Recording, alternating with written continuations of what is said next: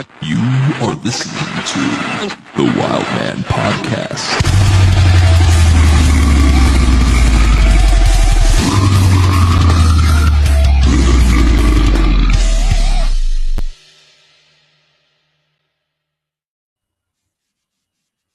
Thank you to the Wild Man Podcast. If you care to introduce yourself and say all things you're part of and all the projects you're part of, because I cannot list all that.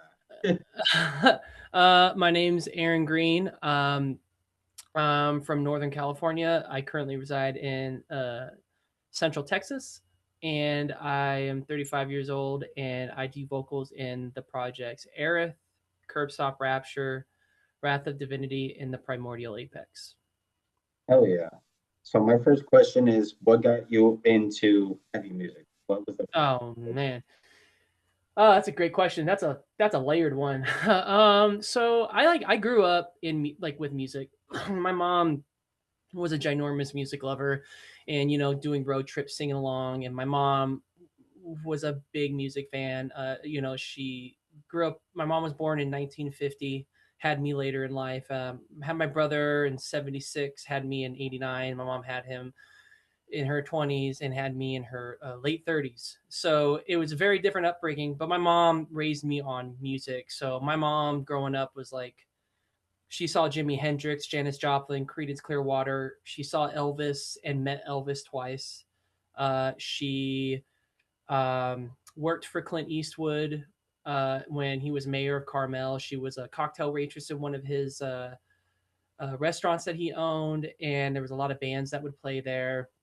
And my mom was, I grew up on like Motown, Curtis Mayfield, Elvis, and rockabilly, you name it. And then my brother, being older than me, I was really into West Coast gangster rap, and so I grew up on like Tupac, N.W.A., Dr. Dre, Bone Thugs and Harmony, and anything from the Death Row record era. Like I grew up on. I remember we lived like a mile away from a warehouse record store, and we waited in line for Tupac's. I waited with my brother for his All Eyes on Me double-sided album to come out.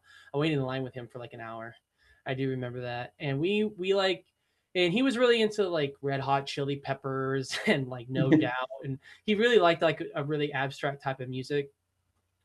And then when it came into heavy music, at the heaviest thing I had ever heard by like the age of like 10 and 11 was like AC/DC. Like I was like a 70s rock kid growing up. So, but I always loved the art form of music, man. Like, it's always been in my life. I'm a gamer, so I loved video game soundtracks, and I'm a huge movie guy, and I loved soundtracks to movies. Loved it. I mean, Mortal Kombat soundtrack was huge for me when I was a kid. The Blade soundtrack, even the original Blade Runner soundtrack from that was done by Vangelis was very impactful for me at like 10 years old. And when I moved, so I'm originally from a town called Lodi, and Lodi is right outside about 40 minutes of Sacramento. And my brother ended up going to college in Chico State. And Chico State from Lodi is about 2.5 hours away, depending on traffic. And to be closer to my brother, my mom decided, and I was like getting kicked out of schools and getting in a ton of fights. She was like, we're going to go move there. Maybe him being closer to his brother might help. And so we moved and I had gotten kicked out of every school district, of the entire school district, two school districts, Stockton School District and Lodi School District. I've been kicked out of all the elementaries by that time. So she's like, maybe a fresh start would help. So I moved there, and the first person I met was my friend, and his name is Ken, and it is Ken Bedeni of Aborted. and and that's a whole thing. But and just to say about that, I haven't talked to him since and after. I don't know what happened, and so that's all I can really say about that. But I met him in 2000, him and his cousin Jake, and we were in 6th grade. And I saw him wearing this shirt, and I was like, "What is the fuck is that?" And I walked up to him. I was like, "What is that?" He goes, "Oh, this is my dad's band, Fallon." And I was like, "What's that?" He goes, "It's a porn star." I'm like, "What?" He goes, "Yeah, don't tell the teacher. Don't tell anybody what it is. You know, we'll get in trouble." And then it just kind of grew from there. Like, I never even knew what the term metal was really. Like, I think I had heard of it, but I had not really been immersed into it. And growing up in that group of friends and meeting his parents, I grew up in this.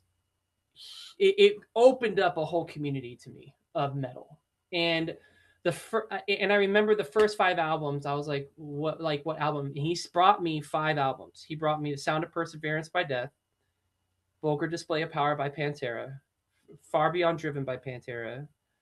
Um, he gave me, what was the other one? Man, it's so long ago. I'm old. Fuck. What was that other one? Oh, Iron Maiden, Number of the Beast, which blew me the fuck away next to the Pantera Vulgar Display. And then he at that time when we were kids, he gave me Limp Bizkit, Chocolate Starfish. And I had never, and it was just like a wide variety of like what metal was. And I just couldn't believe like this was a type of music that just sounded so different across the board. And I just really like fell in love with it. And that's basically how I got into heavy music, was just by once I heard that stuff, I just like, is there more? What other bands do you recommend? And it just became that. And my first concert was Ozzy, and I saw Ozfest 2000 with Pantera with him and his mom, and that was like my first. And then we saw Backstreet Boys the next day. Backstreet's Back Tour. That's Just, interesting. hey man, I like good pop music. I don't care. I like some pop. I don't judge. I listen to a lot of it. I feel you. I grew up with a mom that listened to Cyndi Lauper and all that stuff. Yeah, Then man. Uh-oh. when I was 16, my dad introduced me to like that's when I first met my dad, and he was like a big metalhead, and he was like, "You listen to Metallica?" I'm like, "This, not really." Yeah, He's like, "Are you yeah. sure you're my kid?" That's hilarious. Yeah, man. Like for Metallica, it was the gateway band for everybody I met. And like for me, I'm just like, I didn't even know who Metallica was until maybe like 2 or 3 years being into metal. I didn't even know who Metallica was. I'd heard the name, but I never actually heard them. Like for me, it was like Death was like my Metallica. And I actually had heard Megadeth first, and I liked Megadeth. But then I remember I heard Metallica, and I was like, man, this just sounds like watered down Megadeth. And my friend's like, well, funny you mentioned that. The guy, he explained to me. I was like, oh, well, that makes sense. So like that's just I didn't know like Metallica came a little bit later into my life, and like those first 3 albums were when I heard Master of Puppets for the first time. I was like, damn, like what the fuck? And listening to Cliff Burton, by that point, it was damn, dude, those first 3 albums were great. But then for me, like once like um, the fourth album, I'm totally brain farting on it. Justice for All. I kind of veered off after that a little bit for me, and I know a lot of people love that album. I'm just like, there's no bass. There's no bass. That's fair. I definitely understand. Like my dad was a big Metallica fan. I have pictures somewhere in here of him doing Sugar with Metallica. Nice, dude. You get my drift. Oh, I get your shrift. But what was it? What was it called recently by Vitriol? Booger Sugar. Like okay, yeah, man. So yeah, it really metal like just kind of immersed in my whole life by 6th grade into like high school, and so. And the idea of becoming like a vocalist and wanting to do vocals was after Ozfest 2005, which literally that show changed my life. That was a festival in a day that just completely changed my life. At that point, I was really into like Swedish melodic death metal. Um, I was and to this day, like In Flames is one of the biggest influences musically on me, big time. The first time I had ever heard like Clayman, I was like, this is like Iron Maiden meets death metal. This is insane to me. Melody and like heaviness. It was a dual catch 22. Like I just was like, whoa, dude, this is really crazy. And I was super into what I heard from there, and I loved Soil Work and At the Gates and Dark Tranquility and Night Rage. Like I was really into those bands. And so to see them live for the first time, and then like at that time too, I was really into bands like Killswitch Engage and the new wave of American heavy metal that was going on at that time in the metalcore scene, which was a very special time. And to see all those bands at their peak play all at once, and like Rob Zombie, Iron Maiden, Black Sabbath, it was it was just an insane show. And I just remember watching In Flames in Killswitch and just thinking, man, dude, that they're just controlling the crowd. People are singing, doing what he says, listening to everything he says. When he puts the mic out, they know what to sing next. I'd never seen anything quite like that. And the crowd was louder than the band. And so I just got to a point where I was like, man, I want to do that. I want to do that. Like, that's what I want to do. And so that's like basically from there on, like what influenced me to be that band. And also I have to admit too, Black Dahlia Murder at that show too really changed me a lot too. Like seeing Trevor, those guys, and they were like pushing my asthma at that time. Like that festival was nuts, man. Just changed my life. Oh yeah. What are some of the like? I'm guessing you grew since you grew up in California. You've seen the first wave of deathcore. Then I'm Yep. assuming. Yeah. I played with Suicide way back in the day when they were just a band in San Francisco, just playing like old pubs. I saw them the first time I saw them was at some old club, and they were nobody even knew who they were, and it was like another band that was playing with them, an old deathcore band, old deathcore. Like I can't even. It was like MySpace 0405 or something like that, and nobody even knew who they were, and they were just playing in the corner of some like club, and I didn't even know who they were. Like I didn't even know what that band was. Nobody even gave it a second thought until maybe like a year or two later, and I was like, oh yeah, that's that band. Like holy shit, all great dudes, all of them. Even then, they were all really cool, really nice Oh guys. yeah. I wish I Yeah, could have met Mitch. That was a goal, but super rest in sweet peace. dude, man. Like if you Yeah, look at man, he's super nice guy. uh that corner right there, that picture, Mm-hmm. that's me with all of, Suicide Silence and Dying Fetus. Nice, dude. Nice.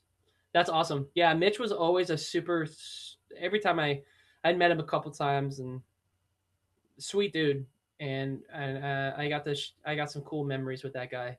So really, really cool. Very down to earth, dude. I never got any type of weird vibe from him. Like all those guys are just really, really, really cool. And I really feel like how that all worked out for them with Eddie taking over and stuff was just kind of like match made in heaven. Like it really was really cool, especially when it got announced. I was like, that makes total sense. That makes total sense. Oh yeah. Yeah. So like with your projects, you're in so many. How do you keep it? You're so busy 90% of the time with music. How do you maintain all of it? Oh man, it's been something. I don't I don't know. I just do it. It depends. It like I'll focus on one, leave the others aside, and then when I'm ready, I'll like move on to the next thing. Like right now, I've been really concentrating on Curb Stomp, my slam project, which I kind of just started in November as fun, and and I've always loved slam, and it was more meant. I just kind of wanted to like do something with a lot of dark sense of humor and make people laugh, but also make some heavy music, and I always known I can kind of do those vocals. I just never really like enjoyed it at like before. I just more like doing melodic style vocals, and then in the last like few years, like when Peeling Flesh came out, and they had become like one of my favorite bands of the last decade. And I just every time I'm at one of their shows, I'm laughing somehow. I'm dying laughing, and I'm having such a blast. It's either the samples or it's something that they do or something D does. And also all those guys, shout out to those guys. They're all super, really, really cool dudes. And shout out to Eddie for turning me onto those guys. I was hanging out with Eddie at a Suicide show, and it was a date in San Antonio where both two tours came together, and it was a Suicide tour and a Carnifex tour, and they had just ended up blend. It was one of those type of shows where it was like both those tours got booked at the same time, and they just kind of made it like a festival day. And Peeling Flesh was playing, and I was like hanging out with them on the bus, and he was like, "Hey man, show's about to start. You really should go check out this band. Like they're awesome. We just got them. Like, dude, I love these guys. We really wanted them on this tour, and blah blah blah." I was like, "Cool, yeah, let's go check it out." And I went down there with him, and from minute like the first second when their sample came in, their intro sample came out, I was so hooked. And I was like, what is this band again? And it just totally gave me that like old MySpace deathcore vibe, but like just heavier. And it just was fun. And I had that feeling of like being a teenager again, like being at a show, and I don't know what it was, but that band makes me feel 15 again.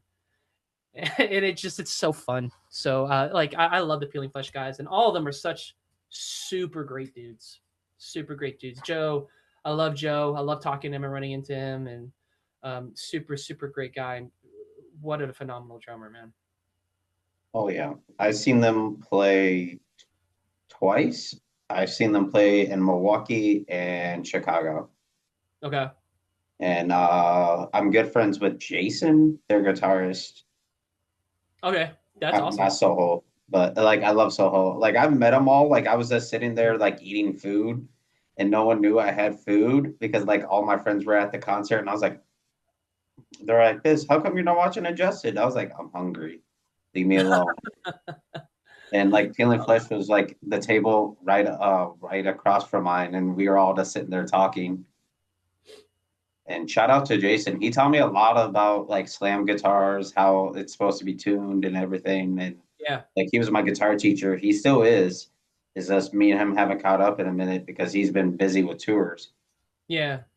He's one of the members I've talked to, but I haven't gotten like to like sit and talk with. Like I've talked with D a bit, and every time I see Joe, I always like just talking about drum stuff. And I've talked with Soho a few times, and all just super nice dudes. I never really got to talk to like Jason. He's always off doing something every time I'm there, like when I run into them. But nicest dudes ever, man. Just homies, super homies. And what a great band to like be another forefront band for like the newer generation. Like it really makes me stoked. It's like Lorna Shore was like that new band that like broke out super huge in a way where it was like almost kind of like when Slipknot first came out, and it was just a band that just hit the airway, like just hit super hard, and all the young kids were into it. And then Peeling became that band where just out of nowhere in such a short amount of time, like which is the thing that blows me away about that band. It's like, dude, they haven't even barely 5 years. Like this band's been around, and they are blowing up. And I love that they brought like the hardcore scene and the death metal scene and slam scene together. I like that. I think that's cool. I feel like that's what kind of the scene needs, and I really have mad respect for the hard work that band. They are grinding, dude. That band is a grinding band, and that to me, I'm like, dude, they are putting in the work. They deserve it, and they're a perfect example of just grind, grind, grind, and you'll get there eventually. And they definitely did it, man. So kudos to those guys. I love everything that they're doing.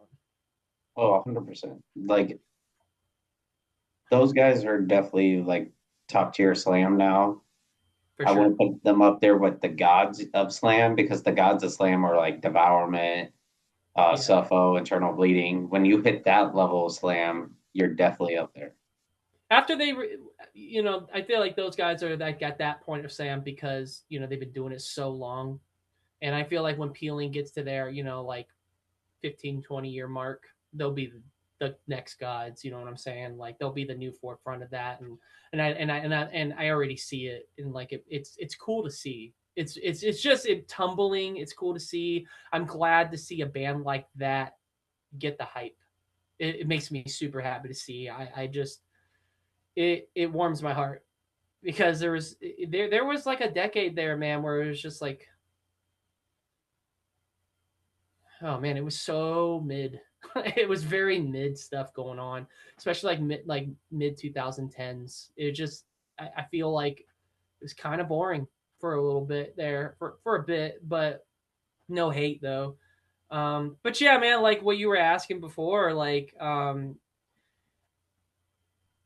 I just like I just like making music, and I always have, and I love writing. So doing different projects keeps me sane, and it keeps my fiance from cutting my head off. So, you know, she is the best support, and I had taken a long hiatus off making music for about 3 years. With a lot of stuff that happened with Aerith, and before all the stuff that happened, like we had been working on an album for that project, and there's like the album, it's done. There's like 20 guests on it. It took 5 years to get it made. It I put so much time and so much effort into that album, and of my own money, like to the point where it's like I know I'll never get anything back from it. Like I'm not expecting like to make anything, and I never even get into music to like make or break even. Even if that, to me, I'm like, that's cool with me. But it was a very drawn out long process, finding the engineer. The mix I was not happy with too much. I've grown to accept it and like, okay, that's kind of what it is. I'm never gonna have everything the way I want it. And I feel like that's the same thing with a lot of bands these days too. Like it's just like nobody's ever fully happy with the mix, really, at the end of the day, unless you do it in home or in house. I mean, so I've just grown. I'm like, okay, it's done. It sounds the way it sounds. That's just the way it was meant to sound, I guess. It's just what the gods or the universe had planned, and that's the way it is. But I got left with this product that I did. I had already spent so much funds on, and I already had so much time, put so much time into it, and then other stuff came that followed. What followed with Ken, and I didn't feel like I could release it. And then I just kind of was like, I'm just like I don't even want to think about music anymore. I don't even want to do it. Met my fiance, who's also a metalhead. We met at work and kind of focused on my relationship with her, and then after a while, I just kind of really missed it. I talked about it a lot. She goes, you should just really start making music again. And I just did. I just kind of went back to it. And I've really like once I came back to like making music, I got my a studio set up. I got my, I bought the HS8 Yamaha monitors, and I got a better setup. I bought the Yamaha HS8 sub, and got a better interface, and I really upgraded everything. And then I just felt like, okay, I'm ready to go. And I've been really having a great time. I've actually been having more fun making music now than I think I've ever had. And being able to do it more on my own has been really fun. And so I think it just depends on what mood I'm in, what project I'm going to work on next or whatever. And it just depends. Like after I'm done with this slam stuff, already got done with one EP, I'm finishing the other one, and then I'll finish one more. Then I'm moving on to my project, Primordial Apex, that's with my buddy Cameron from Born of Osiris. And Oh then yeah, it's cool seeing you work with all these musicians. I think I'm just like a scene whore. I don't know. Maybe I'm just some.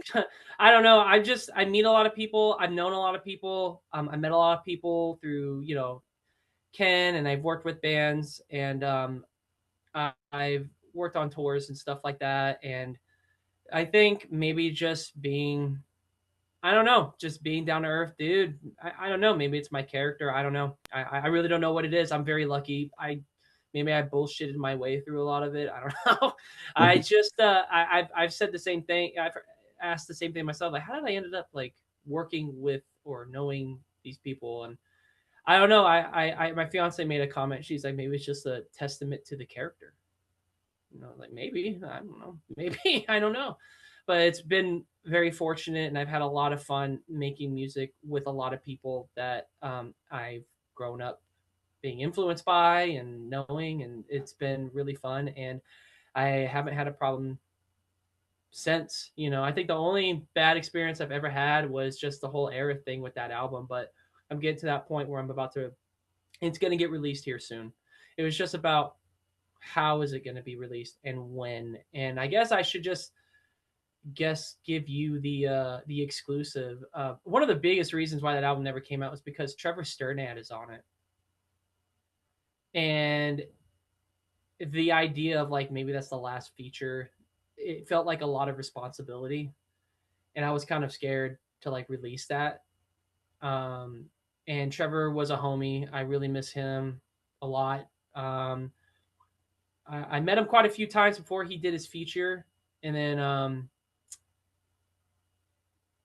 I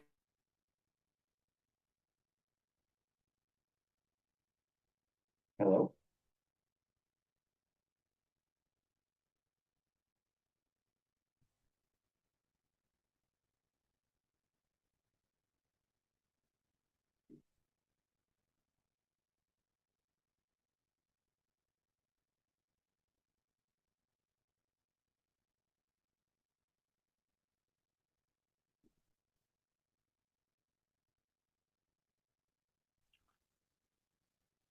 Continue.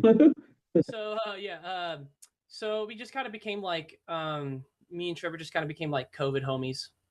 Like and I got to know him a little bit more, and that was like a really cool moment. And last time I saw him was on the last tour that he did on the Verminous tour with like Rivers of Nile and Carnifex and After the Burial, and let him know like, man, it's gonna happen, we're gonna be done with it soon. He's like, yeah, just let me know. And then when all that happened, I think that was like the first big road bump where it was like, can we even do this? Because I was scared, like, if we release the album, are people gonna feel like we're trying to profit off that, you know? And like I was really worried about that, especially the context of the song, because the song is actually about giving up, and it's actually about like letting go in the worst way possible. And so I wasn't sure how that was going to go, but I think now, after talking with a lot of people and friends who are also involved in that, having the support that I've had with that, and I think it would be a disservice to him to not have it come out. And so just going to release it at some point. And then once that's done, I really feel like the weight of that album will be off my shoulders. And then I can really move forward with like more stuff that I want to do, and really like get that done. But yeah, it has been really fun doing this slam project. I've had a lot of fun. I've been working with my homie Wig Evisceration, who's part of Hacksaw Audio, and he has done a great job on the mixing and made it really fun. And I've met quite a few people through him, so there'll be a lot of cool features in the future. So I'm really looking forward to what's to come with that. Like, I have just been having so much fun with the slam thing, and I do all the samples and stuff like that. And so, fair warning, everybody, it is pretty dark humor. So if you're if you get offended easily, probably might not like it.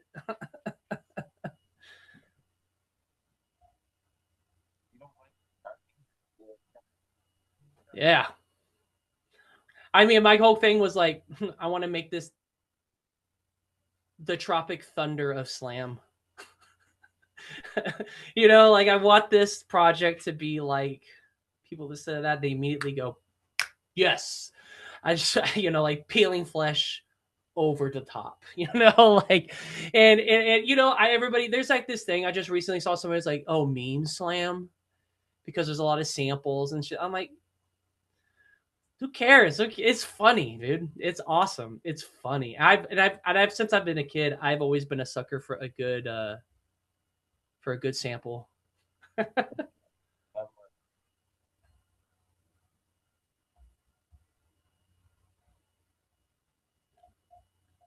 I can't hear you.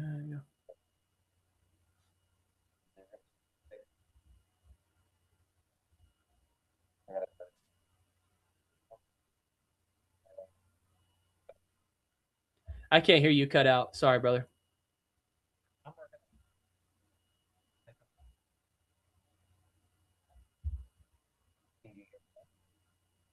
A little bit. You just sound super far away. How about now? Yeah, it's better. There you go. But yeah, I definitely understand that. Like I said, I'm starting a band here soon. We're going to be using a lot of samples, so get ready for that and a lot of features. Yeah. So Yes. Please let me know, man. And I'm a whore to do features, so if you ever want somebody to just come on and just do something, I'm always super down, man. oh yeah, for sure. I mean, you've been talking about it. I just sent like a vocal sample of like how I sound to Brian Whipple, Mm-hmm. and I'm just like, let me know what you think. And I'm just like, oh, this man's like a slam god. I'm afraid I'm gonna get kicked in the nuts. Yeah, that's so funny that you mentioned that. I Angel um from Disgorge and uh, um Abominable Peridity or whatever. He did guest vocals on one of the tracks on the upcoming EP, and I've kind of felt the same way. I've been a big fan of Angels for a long time, and I was just like, I probably sound like shit. He's probably going to hear this and be like, no, like no. And he was just like, this sounds awesome, dude. I'd love to do this. So it was really cool to have him on there. And then I got Sinister. I don't know if you've ever heard of him before. Yep. Yeah, he did guest vocals on another track. So it's been really fun to like get vocalists and people from this side of the spectrum to like do features and stuff like that. And I've been sending it to other people like you have with your band. Like, hey, this is kind of what it's sounding like. And you know, the other like I sent it to Cameron last week from Born of Osiris, and he was like, "This is fucking fire." I was like, "All right, if Cameron's cool with this, then I am definitely okay." There's one of the EPs. I mean, there's nothing really to hold secret. So one of the EPs is called "Slam for Thoughts," and I just came up with the. I don't know why. I don't know. I have no idea where it came from. I think I was talking with my fiance about something, and I go, "Slam." She was like, "What? Like slam music for the hoes or something like that?" And I was like, "No, slam for the thoughts." She goes, "You got something there." And I thought about it. I was like, maybe I do.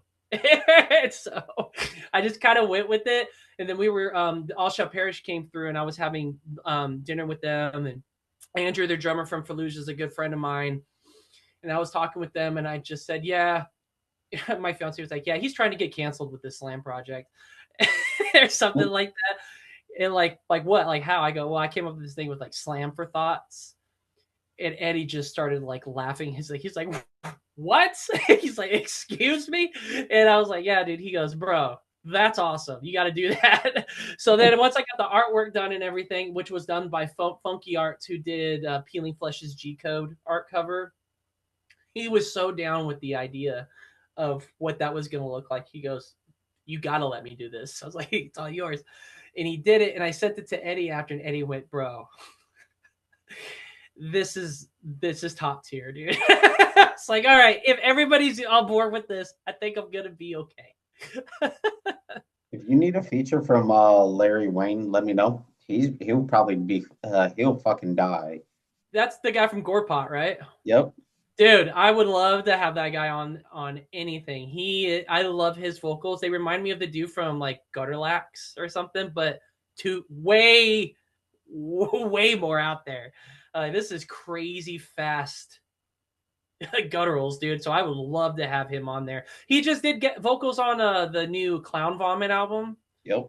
And Clown Vomit is up there for me right now. Like, and he just did guest vocals on another track of mine. I had to get vocals replaced from the dude from Body Box. Harrison did guest vocals on a track, and I was like, well, fuck. Well, I guess I can't have that fuck. So I was like, all right, well.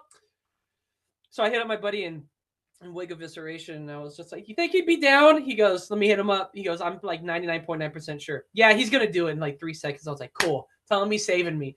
Because, fuck. Like, I just like, can't. God damn it. You gotta ruin it. Why couldn't I have released it after? Shit. So, God damn it. So, but he's great. I thought that new Clown Vomit album was so good, dude. It's ridiculous. It's so good. I love that album. I think that's probably one of my top 3 favorite Slam releases this year so far. Oh man. Before we did this interview, I was interviewing Split the Fuck Open. You need to listen I to love that. that band. I love that band. I recently just got into them because homie of mine's really into Bolt Cutter, and we both like Bolt Cutter. And I guess he saw something on Spotify. I was like, other artists you might like. It's what he told me. And he's like, dude, you got to check this band out. And he sent me a link. I was like, oh, this is filthy, dude. I love it. This is great. So I like them. Squelching's another one I've been really getting into. I like them a lot. And I got to them through. I like this new MySpace revival deathcore thing. It's another thing that's been making me feel like a kid again hearing it. And this band I really like that's from Texas called Get Me the Knife. Oh, so dude, fucking good. they're so good. And me and my fiance are going to see them on Thursday. We're seeing AC/DC on Friday. And so I saw that they were playing a show the day before in San Antonio. I was like, let's go see both these shows. And my fiance's like, let's do it. So Are you gonna go see All Shall Perish when they play that 20-year? I already did. Son of a When bitch. they came to Texas, when they did the 20-year Price of Existence, that's when I was like, I had lunch with them and stuff like that. And they played at Come Take It with Tony Danza and Oh, I mean the one with Extermination Dismember with Mauled and Carnifex. You want to see that? with Mauled in them. Yeah, I would, but it's not coming near Texas. I almost thought about flying out there to go see that for our vacation. But the vacation me and my fiance are taking next month is we're going to go see Dimmu in Suffo. We're going to go see that tour. And I've been dying to see Dimmu Borgir. Like, I've always wanted to see that band live. And it's one of those bands. I am, for the record, and I'm going to say it for the record, I hate black metal. I am not a fan of black metal at all. There are probably 3 bands of black metal I like, and for me, they're one of them. And I love that because I know they, like, a lot of black metal people don't consider them true black metal or whatever. I'm like, good. I like them even more. If there's a band you definitely need to check out from the revival scene, it's called their names. The band's called Traumatization. They're from the Chicago area. It's another band I've recently just started listening to within like the last like month. I reached out to see if that dude wanted to do guest vocals, but they're like really busy right now. And I know they're grinding. But they were like, call back later. And I was like, cool, duly noted. But I really dig that band a lot. Like from what I've been hearing, I have them on my playlist. I really dig that band. I saw you just had them on a recent episode. Fucking awesome, dude. Oh, nice, nice. gotta Awesome. represent the Midwest and support. Fuck yeah, dude. Rep it, Like, dude. I seen Mauled once, and I didn't even know who the fuck they were, and I was out of deathcore at that point. I was like, I'm just listening to slam, brutal death metal. I'm just gonna keep to my little area because deathcore is kind of like I respect Lorna what they did, but I was just like, I'm getting tired of hearing the vocal Olympics. Yes. Yeah. Oh, dude, totally. Like, Will's a great dude. I've met Will on their first headliner tour because Aborted was on that with them and Ingested and Angel Maker and Ulf Sulfur. And I worked the Texas run on that. I will say this, the guys in Lorna are awesome dudes. Sweetest dudes ever. Austin's a great dude. Will's a great, all those guys are just really, really nice dudes. But I feel the same way. It's just kind of like who can outwank the next vocalist, you know? Like, you know, I'm like, I get it. You can do some crazy sounds. Like, you could probably also do video game sounds in a Doom game. Like, I get it. Great. What else is there to offer? You know, like, but I will admit, I'm happy what they've done for the scene. I think it's great. I feel like Lorna was another band that kind of needed to be there to kind of bring in more. And I remember being on that tour, seeing it was all sold out shows, dude. It was crazy. The amount of revenue that was coming through those shows, and people were coming. It was just young kids who were like, this is their first show. And I was like, that's awesome. I'm glad a band like Lorna is being the gate opener for another next generation. I was like, that's awesome. And they still book great bands. Like last year I saw Peeling Fresh with them and Shadow of Intent and Black Dahlia. I love that Lorna still books. They could book really any generic bands that they wanted to, I'm sure. But they really do book great bands. And they were like, I saw Peeling Flesh in a fucking arena. What the fuck? I was like, what the fuck? It was crazy. It was really cool to see. I was like, I never thought I would see that. And they've been giving a lot more opportunities for some really cool bands.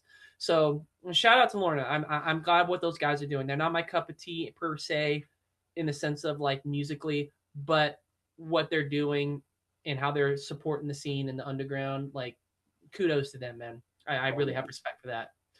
There were bands like that in the past too, where not everybody was really stoked on that band because they were making it big or whatever. But I mean, Lorna's put the work in. I mean, good for them. Like they deserve their kudos. Good for them. I'm not hating on their success. They're just not my cup of tea. Me, deathcore wise, like Despise Icon will always be that band for me. I have a copy of Primordial's a Man vinyl signed by every member. I that album was the gateway for deathcore for me, and the healing process, and those are the godfathers of deathcore for me. Yeah. And I there's not one bad album for me for that band, and I love them, and I really like what's going on for deathcore right now with the revival. A lot of people are kind of complaining, oh, it all sounds the same. I go, yeah, but it sounds the same back in the MySpace days too, kind of. Like fuck it, tomato, tomato. Some people say the cucumber tastes better pickle. Who cares? It's a cucumber still at the end of the day.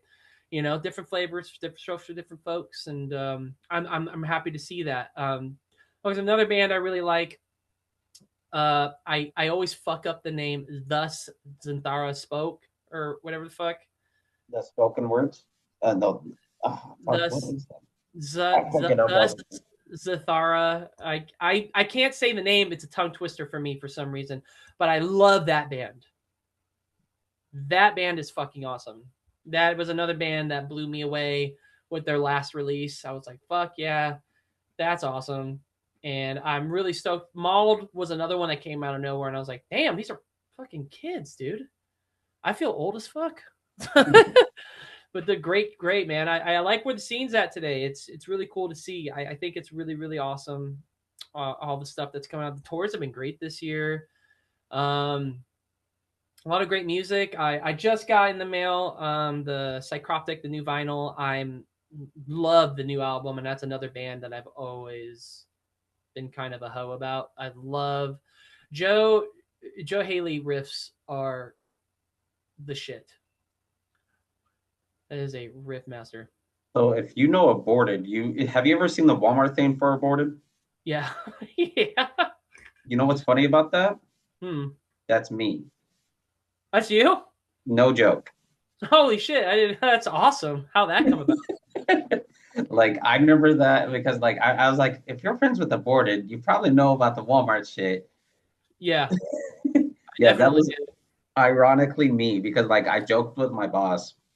Sadly, like, she passed away, and I don't do that stuff anymore. I still work at Walmart, but like, I don't do pictures anymore because, like, as soon as she passed away, I felt like if when they were like, "Hey, Jacob, let's go take a picture," I'm just like, I don't have the same urgency because she made it fun for me, and she made it made me feel like it's a proud moment for mom to do this for me. Right. And like after like I remember that day because like she was like me and her were just sitting there and she's like, I don't think we're gonna go viral. I was like, bet your ass we are.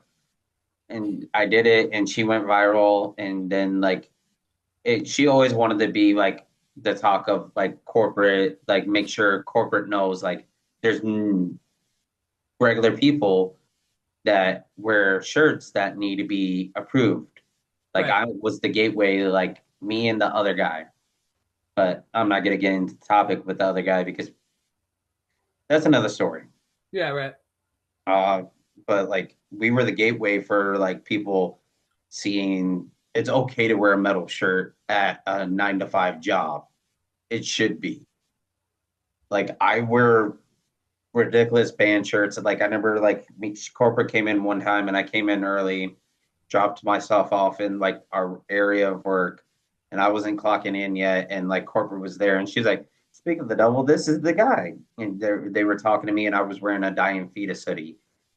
And they're like, oh, it is that guy. That's awesome. But like, I love the aborted guys like Sev. Like, me and him talk every so often. He's a busy guy, and our time zones are different. Like, I think that was the first time I seen Peeling Fleshes with aborted, and I was so tired. Like the next day, but my boss like raced my PTO, and she just erased my point. She's like, "This, I just put you were clocked in." Oh, that's awesome. That's awesome. Like Well, I love. I haven't talked to Sven in a while. It's been a while. It's been a minute since I've talked to Sven. But Yeah, I have a lot of respect for. He's been doing it a long time, man. He's been doing it a long time. he And scares me on stage. yeah, dude. Especially when he does. Yes, exactly. When he slaps his bald head, it's just like, ow, bro. I got hair, and that shit hurts already. Imagine this as whack. Oh my god, it's so funny. He's a funny dude, man. He's a funny guy, and Ian's a great dude. Such a sweetheart of a guy. I have nothing but love for those guys. Nothing but love for those guys. It's been hard. I haven't talked to them in a while, and then I don't even. I kind of talked to Sven a bit after the whole situation that happened. And it was just like, hey man, sorry that all happened. And he was like, yeah man, it sucks. So I have nothing but respect for those guys, and they're still doing it, and I'm really happy that they found another drummer and they can still that could play that stuff, because Ken's a hard replace. That's a big, that's a difficult one to fill. So I was even curious about how the fuck who are they gonna find for that. But Kevin was a good step in. I thought Kevin was a good one, and the guy they got now, I've never heard of him before. I think he's in Coffin Feeder, Sven's other project or something. Yep. Yeah, he's. I saw a video of him play, and I was like, okay, he's good. Yeah, that fits. He does things like a little different, but it's still, it does the job, and like I'm like, that works. You know, that's a really great job, and good for them, dude. I feel like that's a good fit for them. And so yeah, man, yeah, there was another band from, I think, no, they're not from there, but Sven got me into Benighted, and he was like, you really should hear these guys. They're like really good friends of his, and that was another band that that was a recommendation from Sven, and that was a band I was like, damn, this is like more grindy aborted, almost, you know. So I think we definitely got to do a part two. I'll have the co-host with me. It's Sebastian Russo of Dripping. Okay, cool. He would love to talk to you because, like, this Friday coming up, I use the platform for announcements a little bit here and there.